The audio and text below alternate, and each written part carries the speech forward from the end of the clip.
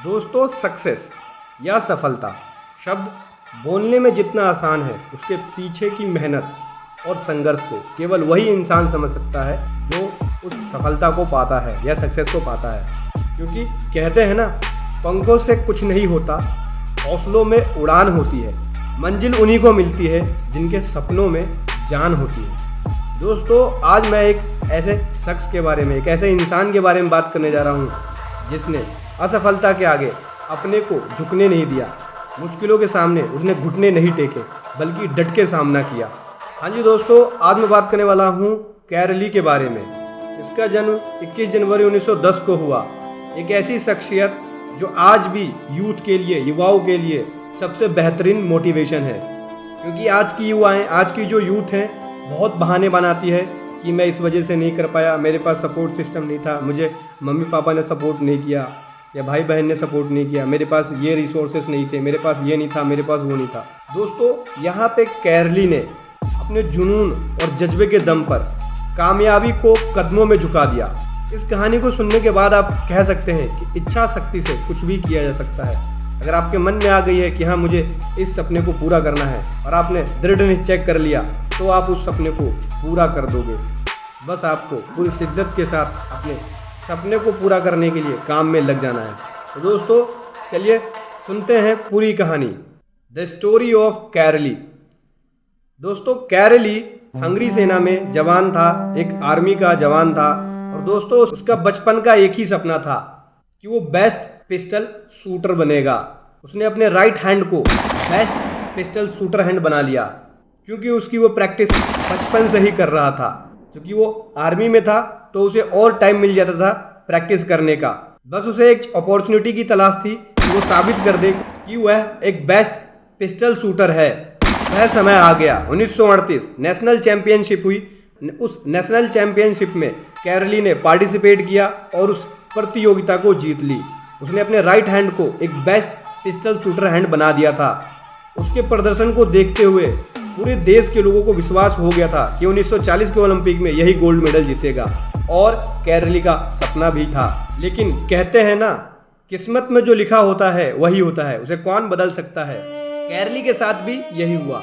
1938 के national game के बाद जब वह आर्मी के कैंप के अंदर प्रैक्टिस कर रहा था, उसके सीधे हाथ में यानी राइट हैंड में जो उसका बेस्ट पिस्टल शूटर हैंड था, उसके हाथ में एक हैंड ग्रेनेड फट जाता है, जिससे कैरली का बचपन का सपना वही खत्म हो जाता है। क्योंकि उसका सीधा हाथ उसके शरीर से अलग हो जाता है, और जो उसने सपना देखा था कि अपने राइट हैंड को बेस्ट पिस्टल शूटर हैंड बनाएगा, उसका सपना चकनाचूर हो जाता है और वहीं पे उसका सपना खत्म हो जाता है। अब लोग समझ लेते हैं कि कैरली कभी भी पिस्टल शूटर नहीं बन पाएगा और न ही गोल्ड मेडल को जीत पाएगा। इस घटना के बाद पूरा हंगरी गम में डूब जाता है और उसका ओलंपिक का गोल्ड मेडल का सपना भी खत्म हो गया। लेकिन कैरली ने किसी की नहीं सुनी, उसने हार नहीं मानी। उसने अर्जुन की तरह अपने लक्ष्य को देखा और उसको आसपास कुछ भी नजर नहीं आ रहा था, केवल अपना गोल, उसका एक ही सपना, जो अपने हाथ को बेस्ट पिस्टल शूटर हैंड बनाना चाहता था, सीधे हाथ को। सीधा हाथ उसका खत्म हो गया क्योंकि उसके सीधे हाथ में एक हैंड ग्रेनेड फट गया था। डॉक्टर ने उसके शरीर से उसका सीधा हाथ अलग कर दिया। तो अब उसने सोचा कि मैं अब अपने उल्टे हाथ से प्रैक्टिस करूंगा और अपने उल्टे हाथ को बेस्ट पिस्टल शूटर हैंड बनाऊंगा। उसने तय कर लिया और प्रैक्टिस शुरू कर दी। 1 साल तक प्रैक्टिस करी। किसी को नहीं पता था कि कैरली प्रैक्टिस भी कर रहा है। 1 साल बाद 1939 में नेशनल चैंपियनशिप फिर से हुए और कैरली ने उसके अंदर पार्टिसिपेट किया।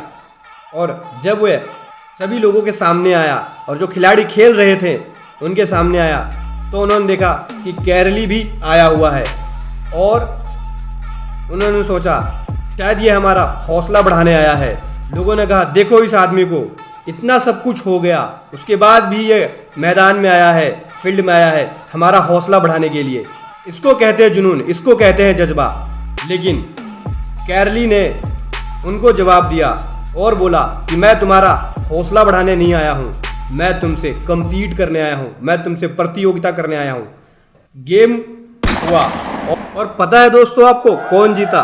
The man with the only hand, जिसके पास केवल एक हाथ, एक उल्टा हाथ था, वो जीत गया। कैरली जीत गया दोस्तों।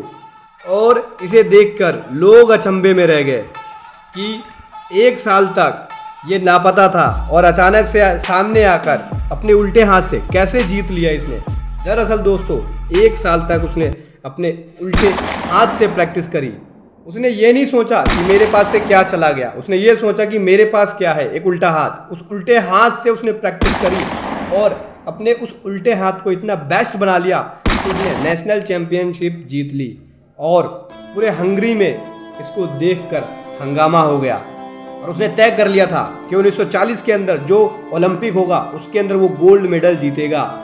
लेकिन यहाँ भी वक्त ने कैरली का साथ नहीं दिया। उसके साथ ऐसा खेल खेला कि 1940 के जो ओलंपिक होने वाले थे वर्ल्ड वॉर के कारण रद्द हो गए, कैंसिल हो गए।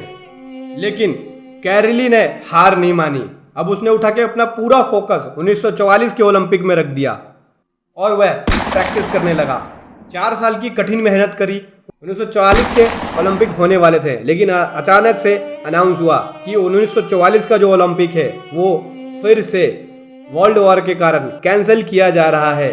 उसके पेशेंस, उसके धैर्य की परीक्षा यहाँ पे वक्त ने ली, क्योंकि 4 साल का प्रैक्टिस करने के बाद 1944 के अंदर 1940 से 1944 के अंदर 4 साल की प्रैक्टिस करी उसने। जब गेम शुरू ही होने वाला था ओलंपिक का तो वर्ल्ड वॉर के कारण कैंसिल हो गया। लेकिन फिर भी कैरली ने हार नहीं मानी। अब उसने अपना उठा के सारा फोकस 1948 के ओलंपिक पे डाल दिया और वक्त के साथ कैरली की उम्र बढ़ने लगी और जो नए खिलाड़ी आते हैं, नए यंगर खिलाड़ी जो आते हैं, उनसे compete करना मुश्किल होता चला जाता है। कैरली के जुनून के आगे, उसके जज्बे के आगे ये सब कुछ भी नहीं था।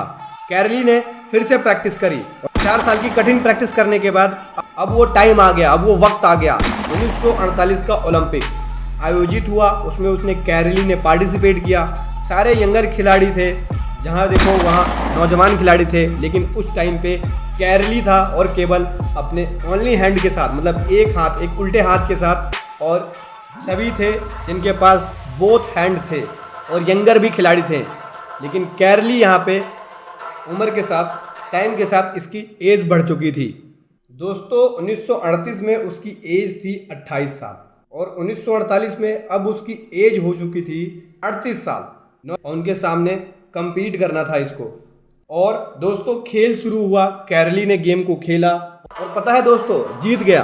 कैरली यहाँ पे जीत गया और यहाँ पे वो जीता ही नहीं बल्कि गोल्ड मेडल जीता। और दोस्तों वह यहाँ नहीं रुका, 1952 के ओलंपिक में फिर से पार्टिसिपेट किया उसने और फिर वहाँ पे उसने गेम को खेला।